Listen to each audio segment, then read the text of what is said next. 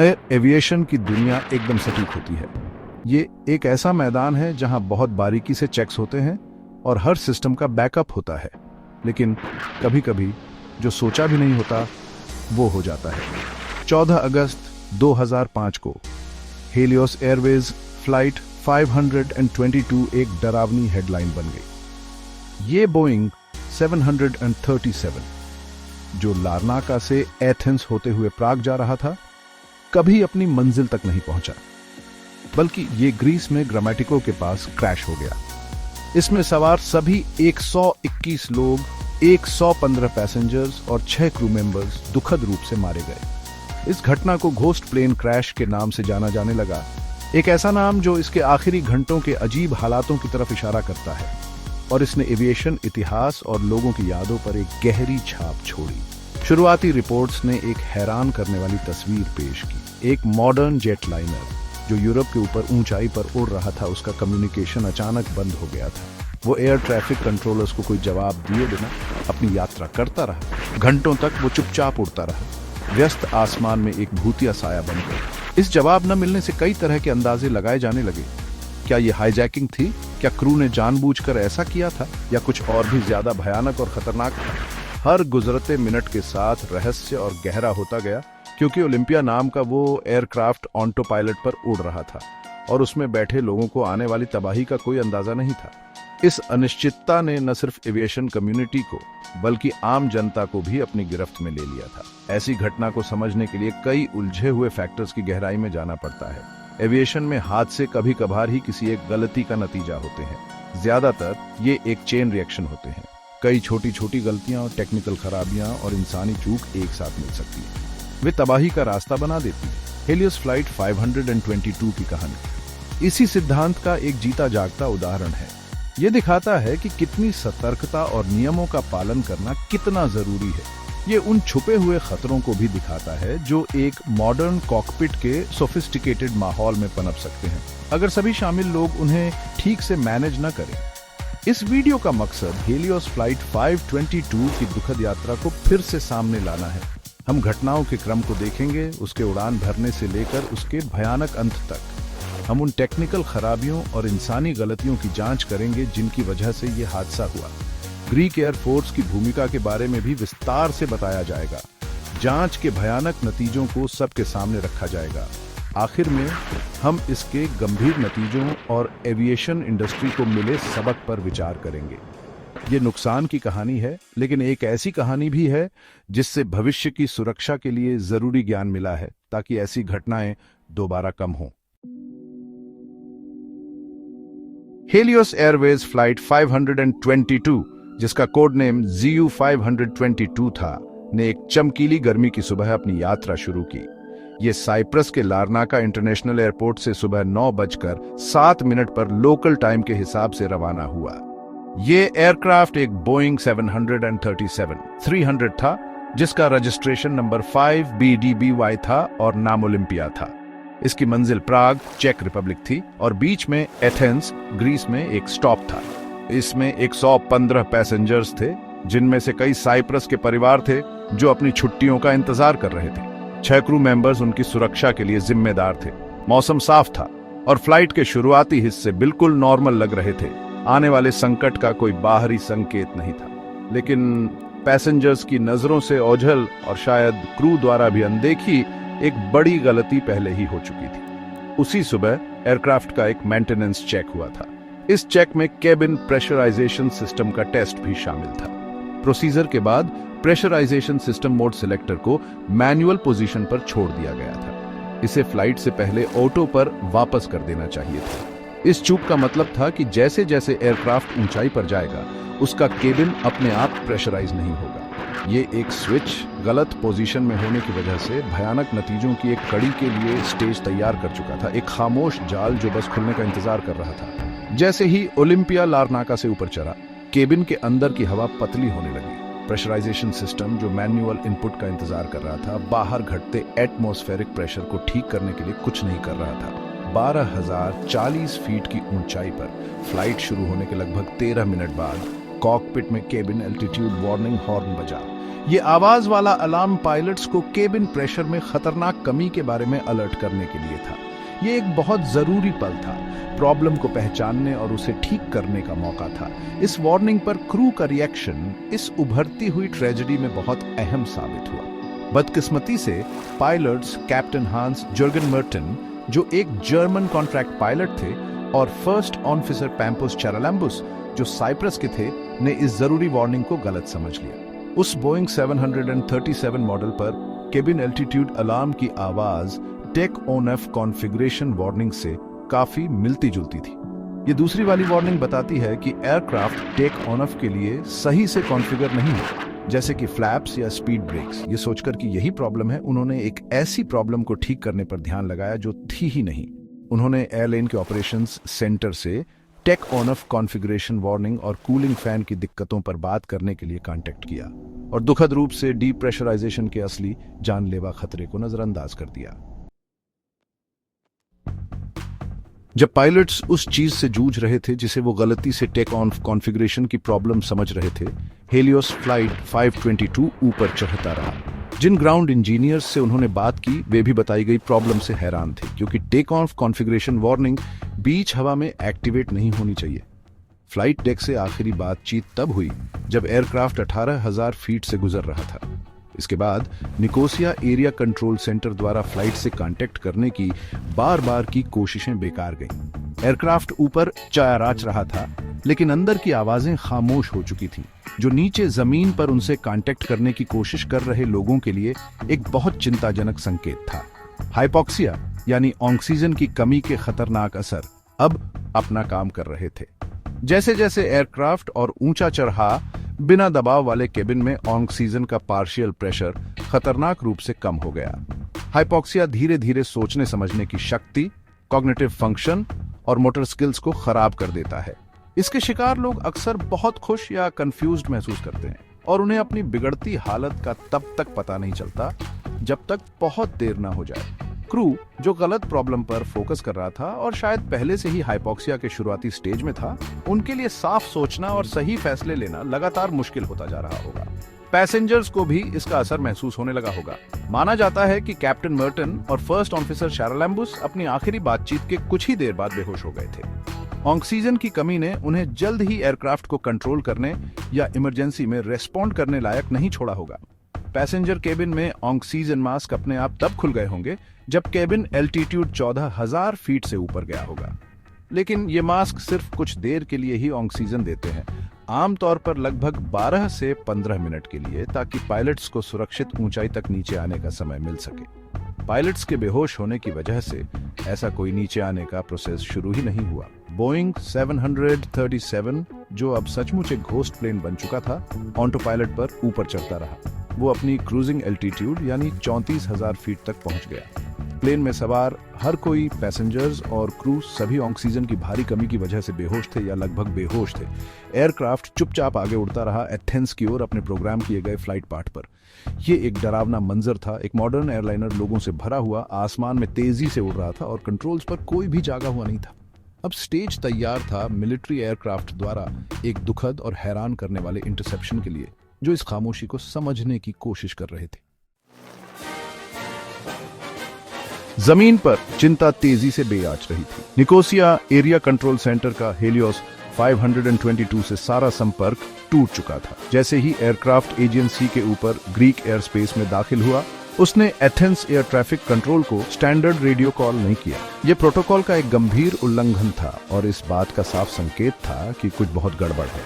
एक जवाब न देने वाले एयरक्राफ्ट के लिए स्टैंडर्ड प्रोसीजर शुरू कर दिए गए।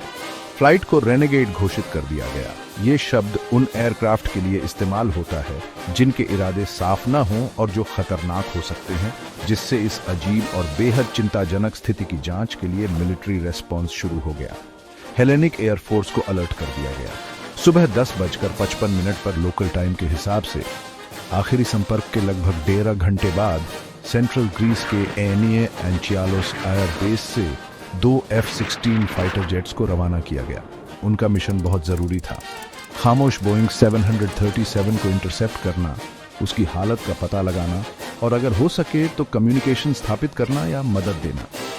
फाइटर पायलट्स ऐसे हालातों के लिए हाईली ट्रेंड थे, लेकिन जो उनके सामने आने वाला था वो किसी भी स्टैंडर्ड इंटरसेप्शन ड्रिल से कहीं ज्यादा था।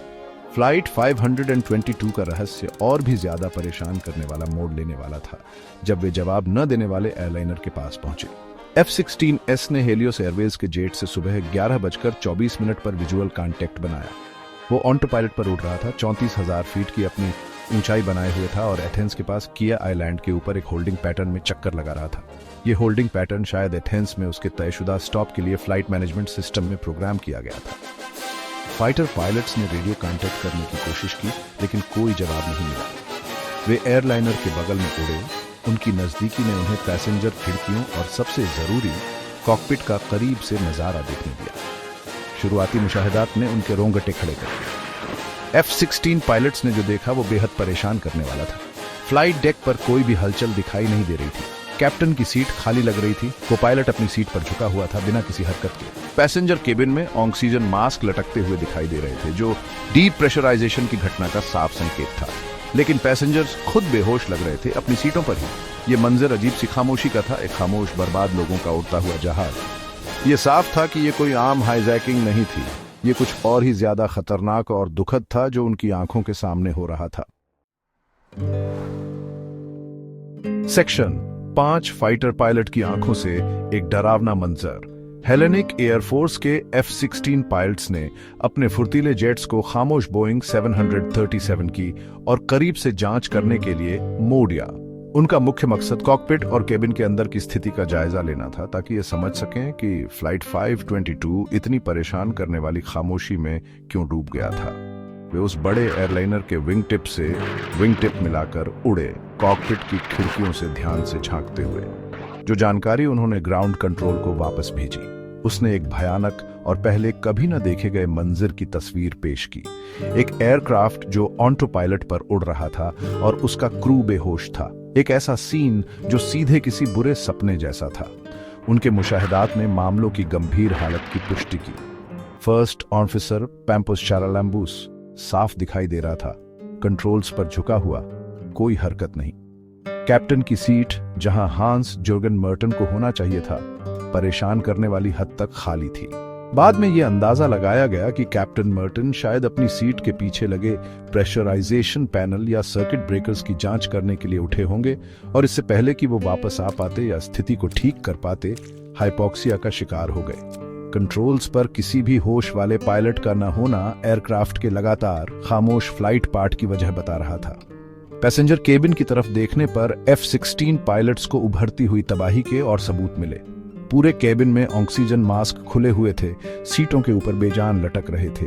पैसेंजर्स खुद बेहोश लग रहे थे अपनी सीटों पर बिना हिले डुले। ये मंजर गहरी खामोशी का था, जो उन्हें आसमान में ले जा रहे जेट इंजनों की ताकतवर गूंज के बिल्कुल उलट था। ये एक डरावना मंजर था, 34,000 फीट पर अटकी हुई त्रासदी का एक जमा हुआ पल। फाइटर पायलट्स ऑक्सीजन की भारी कमी की वजह से बड़े पैमाने पर लोगों के बेहोश होने की घटना के आखिरी स्टेज देख रहे थे। इन मुशाहिदात के नतीजे भयानक थे। फाइटर पायलट्स और जमीन पर मौजूद अधिकारियों को यह साफ हो गया कि यह आतंकवाद की कोई जानबूझकर की गई हरकत या कोई आम हाईजैकिंग का मामला नहीं था, बल्कि वे एक घोस्ट फ्लाइट से निपट रहे थे। एक ऐसा एयरक्राफ्ट जिसके क्रू और पैसेंजर्स पर एक छुपे हुए अदृश्य दुश्मन ने काबू पा लिया था, हाइपोक्सिया।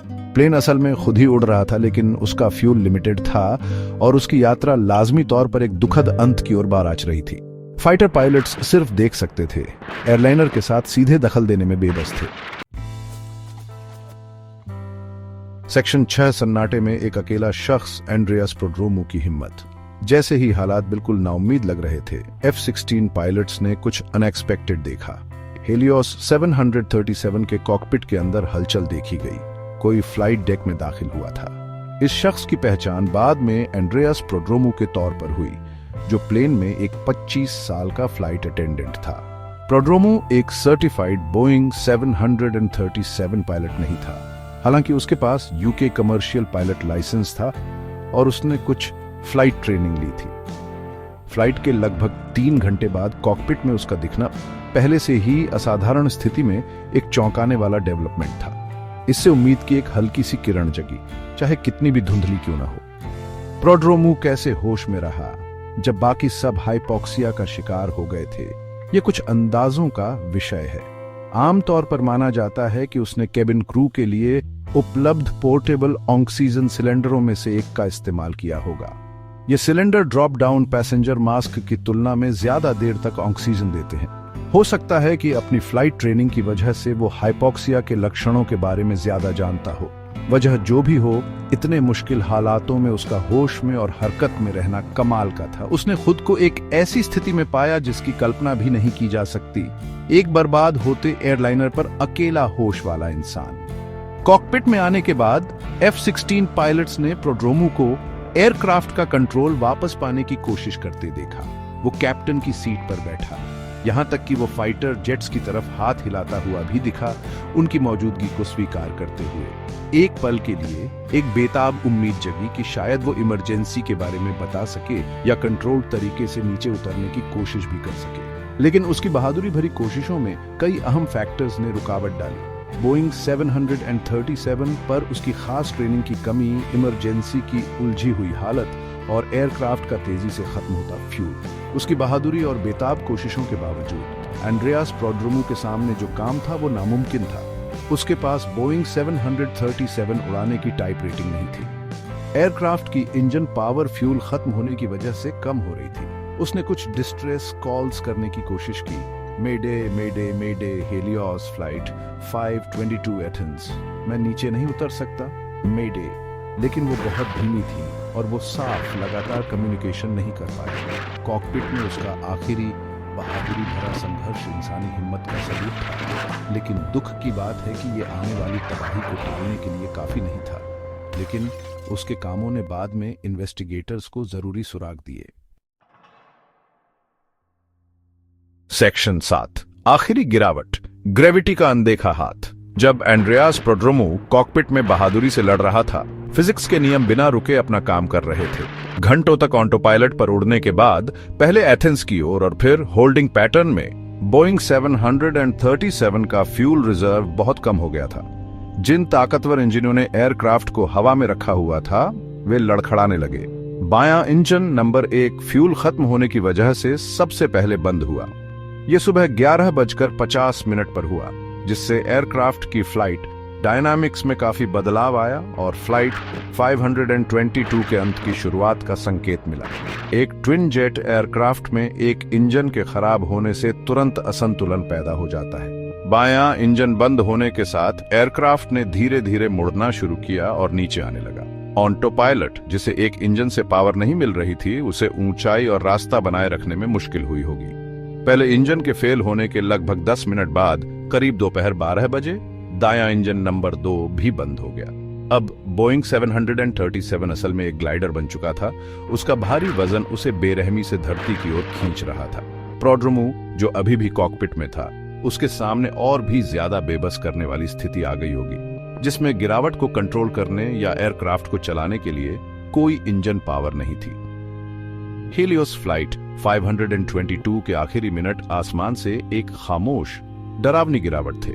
बिना इंजन पावर के एयरक्राफ्ट और तेजी से नीचे गिरा। F-16 फाइटर जेट्स उस मुसीबत में फंसे एयरलाइनर का पीछा करते रहे। उनके पायलट्स घोस्ट फ्लाइट के दुखद और तयशुदा अंत को देख रहे थे। वे उस गिरावट को रोकने या उस बेबस जेट को सुरक्षित लैंडिंग के लिए गाइड करने के लिए कुछ नहीं कर सकते थे। नीचे का इलाका पहाड़ी और कम आबादी वाला था, लेकिन एक भयानक क्रैश की संभावना बहुत ज्यादा थी। एयरक्राफ्ट तेजी से ऊंचाई खो रहा था। फ्यूल की कमी और उसके मुख्य क्रू के पहले ही बेहोश हो जाने से उसकी किस्मत तय हो चुकी थी। दोपहर 12:04 पर लोकल टाइम के हिसाब से एयर ट्रैफिक कंट्रोल से संपर्क टूटने के लगभग 3 घंटे बाद हेलियोस एयरवेज फ्लाइट 522 क्रैश हो गया।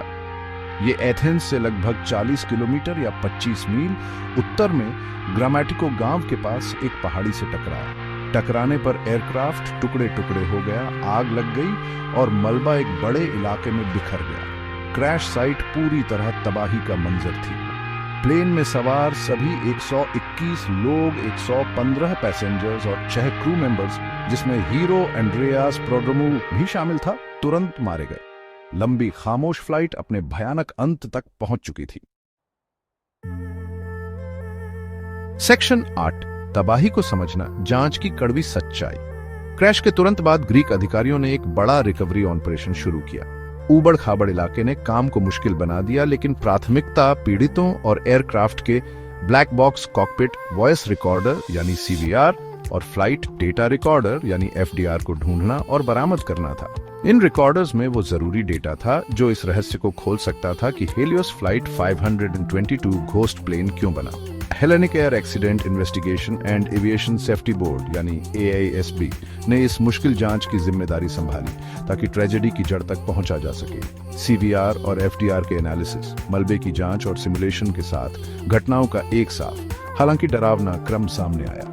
हादसे का मुख्य कारण चढ़ाई के दौरान केबिन का प्रेशराइज न होना पाया गया। इसका सीधा कारण प्रेशराइजेशन मोड सिलेक्टर स्विच का फ्लाइट की सुबह हुए मेंटेनेंस चेक के बाद एओटो के बजाय मैनुअल पोजीशन में छूटा होना था। ग्राउंड मेंटेनेंस कर्मचारियों की इस एक बड़ी गलती ने घटनाओं की उस कड़ी को शुरू किया जो तबाही तक ले गई। लेकिन जांच में फ्लाइट क्रू से जुड़े कुछ अहम सहयोगी फैक्टर्स पर भी प्रकाश डाला गया। Pilots cabin altitude warning horn की असली वजह को पहचानने में नाकाम रहे।